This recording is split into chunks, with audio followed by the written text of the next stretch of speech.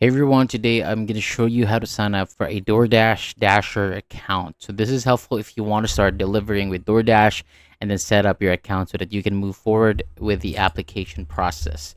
So to begin, go to DoorDash Dasher sign up page or open the Dasher app. So once you are on the sign up screen, enter the basic details that they ask for, like your name, email address, phone number, and password. After that, continue to the next step so that you can start your application. So from there, just follow the instructions on the screen and then fill in the information needed to create your Dasher account. And make sure everything is entered correctly so that you do not run into problems later. After submitting your details, DoorDash may ask you to confirm your information and then continue with the account setup. So once that is done, your Dasher account will be created and you can move on to the next part of the process.